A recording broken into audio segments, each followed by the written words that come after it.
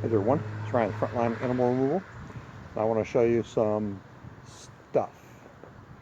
So let's take a look at the first stuff.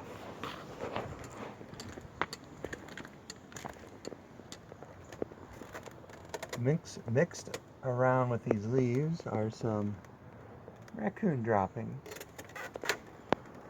And then we got a hole here in this little deck. So we do have critters going in there. But that's not a big a problem as this. So what do we have going on here? Mr. Raccoon has ripped the side of this open and bent to the side of that, and they can drop in down here onto the ceiling down below. Now usually this style of vent is pretty raccoon resistant and squirrel resistant.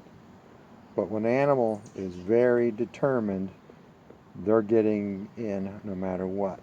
And not only did he tear the side of this open, he ripped up the shingles that go here on the side, ripped up the shingles that go there on the side, and these are pieces of the shingles. So we're going to take that trap, that wire, we're going to attach it to here, and try to get this guy caught. So I will show you that in a moment. Okay, a moment ago, I showed you that vent with the damage. Now we have our trap installed.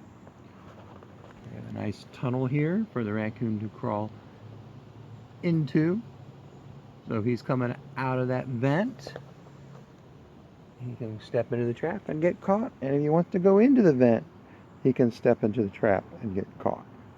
Now if he wants to, he could always tear apart the vent and go through the other side, but I have a feeling he's going to take the easier route and enter the trap. And then over here, I have my handy dandy camera to keep an eye on what's happening. And if the camera shows me that something's going on that I don't like, I'll change my setup. But for now, we're set up for raccoon removal, and we'll keep our fingers crossed and see what happens. Thank you. Hey there, everyone. It's Ryan, Frontline Animal Removal. A couple days ago, I made a little video where I showed a raccoon that damaged this vent had gotten in. Well, we got the big bad boy right here. I watched him come out of the hole with my handy dandy camera there. But here's what's aggravating about the whole situation. It took this raccoon 3 nights to come out. For 3 nights, he would stick his head out of the vent and look at the trap. He did not like this trap at all. He would sit there and look around at it for maybe 15-20 minutes, then he would go back into the house. Then the next night he would do the same thing.